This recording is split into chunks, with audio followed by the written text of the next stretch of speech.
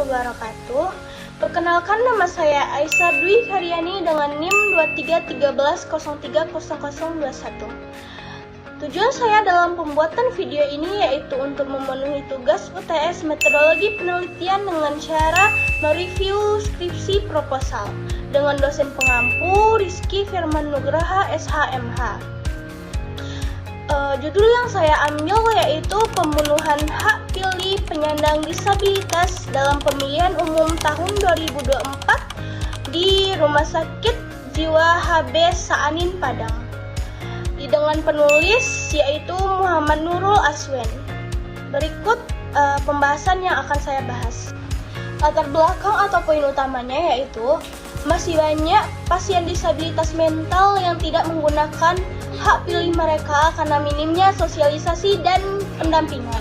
Padahal pada Undang-Undang Nomor 8 Tahun 2016 dan Pasal 27 Undang-Undang Dasar 1945 menjamin kesetaraan hak warga negara.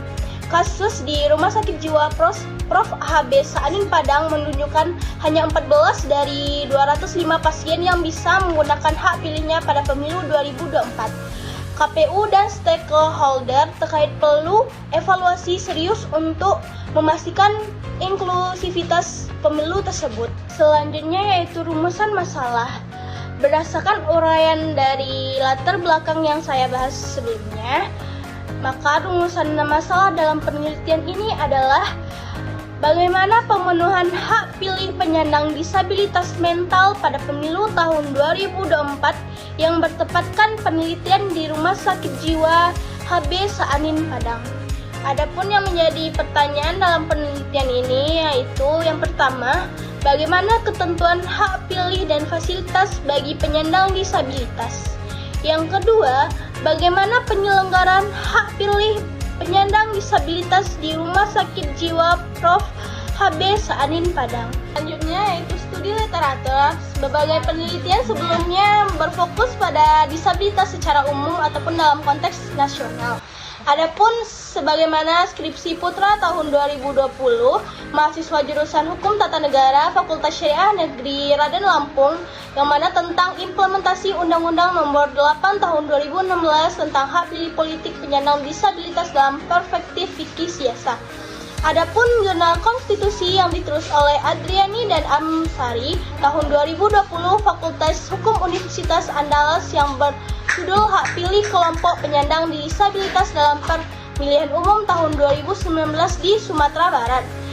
Dan yang terakhir yaitu skripsi Islamiyah Ilyas tahun 2019 mahasiswa jurusan Hukum Tata Negara Fakultas Syariah dan Hukum UIN Alauddin Makassar yang membahas tentang hak politik penyandang disabilitas mental dalam pemilihan umum perspektif hukum tata negara Islam studi kasus KPU Gowo. Selanjutnya yaitu kerangka teori. Yang pertama yaitu teori hak pilih.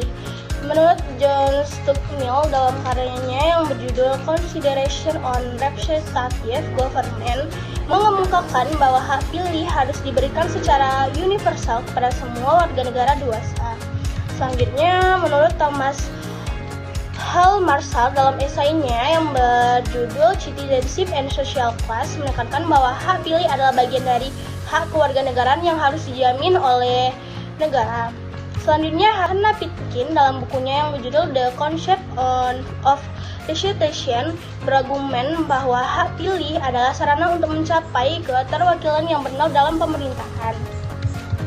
Dan menurut Gabriel Almond dan Sidney Verba dalam karyanya yang berjudul The Civic Culture mengumumkan bahwa hak pilih adalah komponen utama dari partisipasi politik dalam budaya politik demokratis. Yang terakhir yaitu menurut Robert Dahl dalam bukunya yang berjudul Poliarki, Partisipasi, dan Oposisi membahas bahwa meskipun hak pilih adalah hak dasar dalam beberapa kasus tertentu, pembatasan hak pilih dapat diterapkan untuk memastikan kualitas demokrasi. Yang kedua yaitu teori penyandang disabilitas. Di Indonesia, menurut Undang-Undang Nomor 8 Tahun 2016 tentang penyandang disabilitas adalah setiap orang yang mengalami keterbatasan fisik, intelektual, mental, dan atau sensorik dalam jangka waktu lama yang dalam berinteraksi dengan lingkungan dapat mengalami hambatan dan kesulitan untuk partisipasi secara penuh dan efektif dengan warga negara lain berdasarkan kesamaan hak. Ragam penyandang disabilitas menurut Undang-Undang Nomor 8 Tahun 2016 meliputi penyandang disabilitas fisik, penyandang disabilitas intelektual, penyandang disabilitas mental, dan atau penyandang disabilitas sensorik. Yang ketiga yaitu teori penerapan hukum. Menurut Kamus Besar Bahasa Indonesia atau KBBI, pengertian penerapan hukum adalah pembuatan menerapkan. Sedangkan beberapa ahli berpendapat bahwa penerapan merupakan suatu perbuatan mempraktekkan suatu teori, metode, dan hal lain untuk mencapai tujuan tertentu dan untuk kepentingan yang diinginkan oleh sekelompok atau golongan yang telah terencana tersusun sebelumnya. Selanjutnya yaitu metode penelitiannya. Yang pertama yaitu jenis penelitian. Berdasarkan cara mendapatkan data penelitian ini menggunakan penelitian lapangan, yaitu suatu penelitian yang dilakukan dengan mengamati secara langsung fenomena tersebut untuk memahami apa saja fenomena yang terjadi. Penelitian ini dapat disebut penelitian empiris dikarenakan penulis melakukan penelitian guna mengetahui dan memahami secara pribadi mengenai pemenuhan hak pilih bagi penyandang disabilitas. Yang kedua yaitu lokasi penelitian. Adapun lokasi penelitian ini yaitu berlokasi di Rumah Sakit Jiwa Prof. HB Saanin Padang. Yang ketiga yaitu sumber data. Sumber data ini terdapat dua sumber, yaitu sumber data primer yang mana sumber data tersebut yaitu didapatkan dari hasil wawancara dengan informasi yang terkait dengan tujuan penelitian. Data primer dalam penelitian ini diperoleh dari hasil wawancara dengan pihak Rumah Sakit Jiwa Prof. HB Saanin Padang dan pihak KPU Padang. Yang kedua yaitu sumber data sekunder. Adapun sumber data sekundernya yaitu Undang-Undang Nomor 7 Tahun 2017, Undang-Undang Nomor 8 Tahun 2016, buku-buku yang berkaitan, peraturan Komisi Pemilihan Umum atau PKPU, jurnal, dan lainnya. Yang keempat yaitu teknik pengumpulan data. Adapun teknik pengumpulan data yang dilakukan yaitu terdapat dua, yaitu dengan cara wawancara dan juga dokumentasi. Yang terakhir yaitu teknik analisis. Teknik analisis yang digunakan yaitu kualitatif dengan pendekatan induktif. Untuk daftar pustakanya saya akan tampilkan di slide berikutnya.